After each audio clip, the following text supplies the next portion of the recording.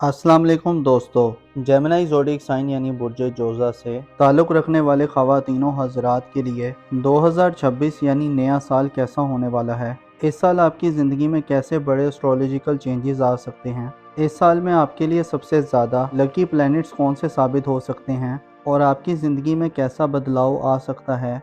आपकी धन दौलत, आपके रुपए पैसे और माली एतबार से 2026 कैसा रहेगा।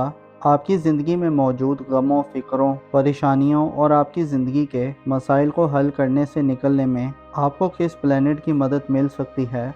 अगर आप अपनी ईयरली हॉरोस्कोप 2026 जानना चाहते हैं तो इस वीडियो को एंड तक ज़रूर देखें, और अगर अभी तक आपने हमारा चैनल सब्सक्राइब नहीं किया तो इसको सब्सक्राइब करना मत भूलिएगा। मोज़िज़ जेमिनी ख़वातीनों हज़रात, 2026 आपके लिए एक गैर मामूली, एक यादगार और रिमेम्बरेबल साल साबित हो सकता है, क्योंकि इस साल आपकी ज़िंदगी के कई शोबाजात में एक अलग तरह का, एक बिल्कुल ही मुख्तलिफ तरह का सिनेरियो देखने में मिल सकता है। इस साल में जो आपके लिए सबसे ज़्यादा लकी सितारा होगा, जो सबसे ज़्यादा प्लैनेट आपको सपोर्ट करेगा, वो यूरानस होगा। 26 अप्रैल के बाद आप अपनी ज़िंदगी के कई अहम मामलात में, कई एक शोबाजात में बड़ी गैर मामूली तब्दीलियाँ महसूस कर सकते हैं। ख़ास तौर पर 26 अप्रैल से लेकर 10 सितंबर तक का वक्त आपके लिए इंतहाई यादगार किस्म का वक्त होगा, जिसमें आप अपनी ज़िंदगी में अपने आप को अपने करीबी रिलेटिव्स, अपने रिश्तेदारों, अपने अजीज़ों क़रीब से जुड़ते हुए नज़र आएंगे। साल 2026 आपके लिए इत्तफ़ाक़िया वाक़यात की भरमार कर सकता है। ख़ुसूसी तौर पर आपको करीब के कई एक ऐसे सफ़र करने पड़ सकते हैं जो शायद आपकी रुकी हुई ज़िंदगी में एक इर्ताश पैदा करने का बाइस बने हैं, हरकत पैदा करने का बाइस बने हैं। इस साल में आपको अपने रिश्तेदारों, अपने करीबी रिलेटिव्स, अपने अजीज़ों अकारिब, अपनी मोहब्बत की ज़िंदगी, सोशल ज़िंदगी और जो आपके ताल्लुकात के जो शोबाजात हैं, उनमें आपको नए कनेक्शन बनाने, नए राब्ते करने, नए ताल्लुकात बनाने का मौका मिलेगा। इस हवाले से यूरानस की एनर्जीज आपके लिए खूब फ़ायदेमंद रहेंगी। आप ताल्लुकात के हवाले से गैर मामूली दौर से गुजरने वाले हैं और गैर मामूली या अनोखी किस्म के तजर्बात करने वाले हैं। आपको ऐसे एक्सपीरियंस मिल सकते हैं जो आपने सोचे हुए भी ना हो। इसके अलावा बड़े सितारों की बात करें तो जुपिटर इस साल आपके ज़ायचे के चौथे और पांचवें घर में गर्दिश पजीर रहेगा, जिससे आप अपनी घरेलू ज़िंदगी, अपने वालिदैन से मामलात, अपनी फैमिली लाइफ और अगर आप साहिब औलाद हैं तो औलाद से मामलात के हवाले से खासी बड़ी तब्दीलियां महसूस कर सकते हैं। जुपिटर जो कि 30 जून तक बुर्ज सरतान में रहेगा, आपके लिए बेहतर इन्वायरमेंट पैदा कर सकता है। स्पेशली 11 मार्च के बाद जुपिटर का रेट्रोग्रेड बुर्ज सरतान में ख़त्म होगा तो ये वक्त आपकी ख़ानदानी ज़िंदगी के लिए गैर मामूली वक्त हो सकता है। गैर मामूली खुशहाली मिल सकती है।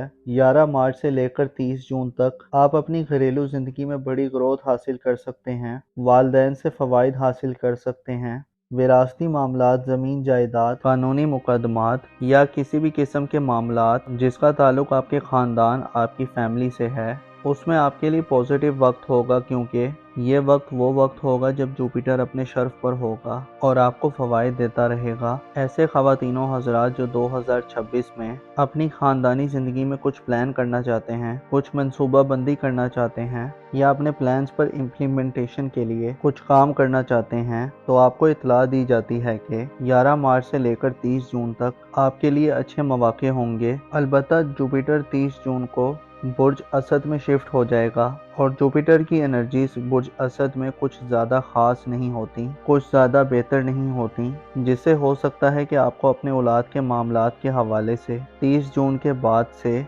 आइंदा एक साल तक थोड़ी सी दुश्वारियाँ फेस करनी पड़े, मुश्किलात फेस करनी पड़े या कुछ चैलेंजेस से वास्ता पड़े। लिहाजा आपको 30 जून के बाद अपनी औलाद पर ख़ुसूसी तवज्जो देनी होगी। औलाद की तरबियत, उनके मामलाते ज़िंदगी, उनकी किस्मत, उनकी शादी ब्याह या उनके करियर के हवाले से इक़दामात करते हुए आपको 30 जून के बाद से खासा मोहतात रहना होगा। ख़ुसूसी तौर पर अपने दिल दिमाग को हमवार रखना होगा, क्योंकि हो सकता है आपको खासे उतार चढ़ाव देखने में आए। आपकी ज़ाती ज़िंदगी के हवाले से भी 30 जून के बाद के दिन हो सकता है आपको थोड़ा सा परेशान कर दें, आपको परेशान हाली का सामना करना पड़े, आपके गमों या फ़िक्रों में इजाफा देखने में आए। शादीशुदा अफराद को औलाद की तरफ से हो सकता है वो खुशखबरियाँ या खुशियाँ ना मिलें जिनकी आप तवक्को कर रहे हैं। आपका अपना नाम, मुकाम व मर्तबा, अपनी ज़ात, अपनी शख्सियत के हवाले से साल 2026 खासा क्रूशल साल साबित हो सकता है। کیونکہ جہاں آپ کو 30 جون کے بعد مشتری کی نظرات ملیں گی، وہیں نیپچون اور سیٹرن اس تمام سال میں آپ کے ذائچے کے پہلے اور 12ویں گھر میں گردش کرتے رہیں گے۔